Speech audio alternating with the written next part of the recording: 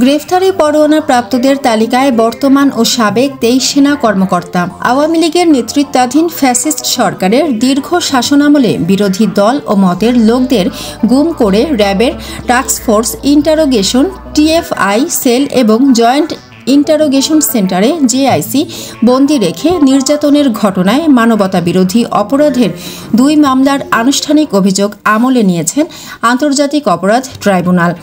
এই 2 মামলায় সাবেক স্বৈরাচারী প্রধানমন্ত্রী শেখ হাসিনাকে প্রধান করে 30 জনকে আসামি করা হয়েছে।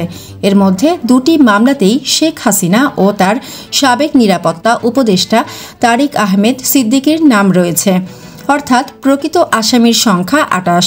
আসামিদের মধ্যে বর্তমান ও সাবেক 23 সামরিক কর্মকর্তার বাইরে রয়েছেন 5 বেসামরিক নাগরিক। তারা হলেন শেখ হাসিনা, সাবেক স্বরাষ্ট্রমন্ত্রী আসাদুজ্জামান খান কামাল এবং আইজিপি ও র্যাবের ডিজি বেনজির আহমেদ, র্যাবের সাবেক 2 ডিজি পুলিশ কর্মকর্তা এম খুরশিদ হোসেন এবং ব্যারিস্টার মোহাম্মদ হারুনুর রশিদ। বুধবার ট্রাইব্যুনাল 1-এর চেয়ারম্যান বিচারপতি মোহাম্মদ গোলাম মর্তুজা মজুমদারের নেতৃত্বাধীন 3 সদস্যের বিচারিক প্যানেল এই অভিযোগ আমলে নেন।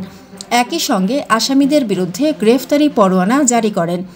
আসামিদের মধ্যে 23 সামরিক কর্মকর্তা হলেন শেখ হাসিনার সাবেক নিরাপত্তা উপদেষ্টা মেজর জেনারেল অবসরপ্রাপ্ত তারিক আহমেদ সিদ্দিকী, ডিজিএফআই এর সাবেক মহাপরিচালক lieutenant general Mohammad Akbar Hossain, major general Saiful Abedin, lieutenant general Saiful Alam, lieutenant general Ahmed Tabrez, Shams Chowdhury ও major general Hamidul Haque, general Kabir Ahmed, brigadier general Mohammad Mahbubur Rahman Siddiqui, brigadier general Ahmed Tanvir Mazhar Siddiqui, colonel Anwar Latif Khan, brigadier general Kamrul Hasan, brigadier general Mohammad Mahbub Alam, colonel Abdullah Al Momen, lieutenant colonel Sarwar Bin Kashem, lieutenant colonel Mohammad Khairul ইসলাম, লেফটেন্যান্ট কর্নেল মকসুরুল হক অবসরপ্রাপ্ত।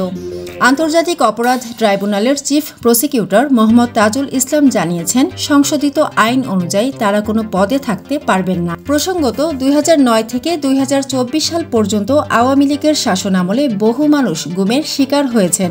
এর মধ্যে শতাধিক মানুষের এখনও খোঁজ মেলেনি। কাউকে হত্যার পর লাশও গুম করে ফেলা হয়েছে। ছাত্র জনতার তীব্র গণ আন্দোলনের মুখে গত বছরের 5 অগাস্ট ফ্যাসিস্ট প্রধানমন্ত্রী শেখ হাসিনা ভারতে পালিয়ে যাওয়ার পর গোপন বন্দিশালা থেকে মুক্তি পেয়েছেন। গুমের শিকার বেশ কয়েকজন ব্যক্তি, ব্যারিস্টার মীর আহমদ বিন কাশেম ও আবদুল্লাহিল আমান আজমি তাদের মধ্যে অন্যতম। এসব ভুক্তভোগীর অভিযোগের পরিপ্রেক্ষিতে গুমের এই 2 মামলা হয় আন্তর্জাতিক অপরাধ ট্রাইব্যুনালে।